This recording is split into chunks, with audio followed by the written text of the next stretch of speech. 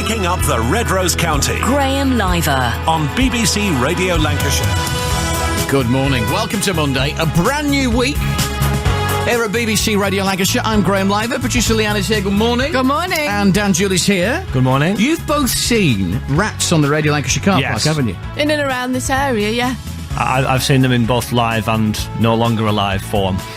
Really? Mainly live form, I've seen them. And how big are they? And are they on their own, or do they hunt in packs? Generally on their own, scuttling along the edge of a wall, and they are quite big. I've never seen them walking into work, but then again, I'm barely awake when I walk into work. Because there is a really big rat problem in Blackburn, and we'll speak to a rat catcher next, who looks like a rat catcher. But how? He just said this to me off the air, Leanne, and It's because he got a flat I don't cap get on. it. He looks like a rat catcher.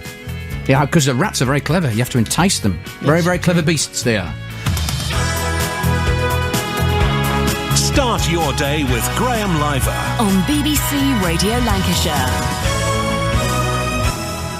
But we have a bit of a rat problem here in Lancashire, particularly in Blackburn. Some league tables. We talked about the league table for Lancaster University. That's a good league that they're in. But this one maybe is not so good. League tables that towns would prefer not to be near the top of. Blackburn aren't keen on being the 14th highest place for rat infestation in the country. So how do we deal with them? Well, Tim Cooke is an expert on pest control from Wigan Environmental Services, who operate right across the northwest. And he's with us in the studio this morning. Good morning. Good morning, Graham. Is the rat problem getting worse? It is. Yeah, it's more and more takeaways. It's an education that the young kids are not being taught now, throwing food away. Young people on a Saturday night, half a kebab, walking home, and it's strewn into the road. Yeah. Wigan, in early hours, 4, 5 o'clock in the morning, it's a disgrace. And because of the austerity cuts, the council have not got the facilities to clean up like they used to do. So, yeah. So the rats that are coming along thinking, kebab, burger... Mm-hmm. This is wonderful. Of course it is. Marvellous. And they disappear back down the grids into the sewage system, which is predominantly where they live. Yeah. And there's no predators down there. So they've got a nice, happy life. But you are after them, aren't you? We are.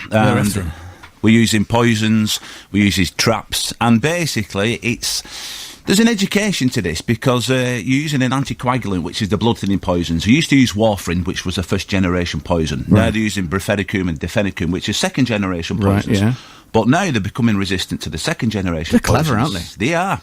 And it's becoming resistant down to a few things, and that is like education. They'll have people are not baiting it themselves. They're not putting enough poison down.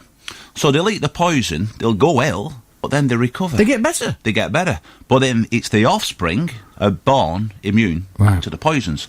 They could have 6 to 8 in a litter every 3 months. So the numbers just generate just wild. And we talk about them being clever, but they actually are, aren't they? They do. Clever little things. Yeah, I mean, the eyesight is not brilliant on a rat. So if you're just motionless in the garden, you're just part of the furniture. But if you do a noise, they're off. Right. So the hearing and the sense of smell, but they just piddle urine all the way around. And their nose is stuck to that. So they found them. So imagine yourself in a cavity wall in your house where it's pitch black. They know it's just like us walking up and down a ladder, basically. Right, all right. So once they're in, if it's not remedied, that point of access, you've got a problem. Are they getting bigger? Reports say they are. There was one spotted in Liverpool, about 2 foot long. And then Birmingham, a guy in Birmingham, pest control in Birmingham, he's had one very similar sizes. So yeah, that's huge. It is. Yeah, I mean, even I would be the first out the door if I saw one of those. And what do they say? What's this term that you're never more than? Is it 10 feet away from a rat? Oh, they say 6 foot away from a rat. I mean, if you're walking down the street, the sewage system's under your feet, and that's where they are really. If you're out in a field walking your dog, then you're going to be further away from them. Yeah. But yeah. I'm told that in the early morning they are in our car park round the back. But you can understand, because like where we broadcast from here, Radio Lancashire HQ, the street is the takeaway capital of East Lancashire. As are most towns and cities now, but like there's more and more takeaways. I mean, I just can't believe local authorities keep ticking these. When there's an empty shop, we'll open another takeaway. And then they say, well, we've got a problem with rats. So it goes hand in hand. I mean, the councils need to regulate the takeaways and get some education into the schools about not throwing litter onto the floor. Is it true that they jump at you? They're going for the light. Right. Like I said, their eyesight's not brilliant, so if you've cornered a rat, it can see light.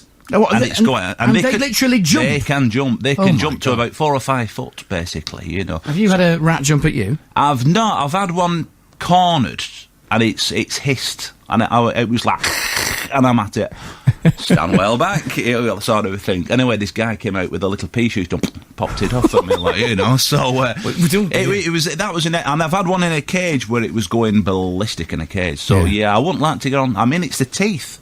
You know, they can go straight through to the bone if you got nipped by one. Yeah. But that's the clean end of the mouth. But it's the backside, which is where the diseases, the leptospirosis, which was on that report. Then that's the killer. Yeah. You know?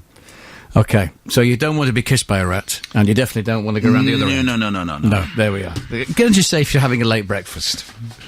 I'm sure you're enjoying that this morning. So if people have a rat problem, they need to get in touch with the council, don't they? Well, they do, but I mean, there's more and more councils now throughout the country who's done away with the pest control. See, they're not obliged to provide a pest control service. So right. So due to the austerity measures, they've been one of the first to take the chop, really. Right. So then the private pest controllers come in, but they can start charging ridiculous amounts of money.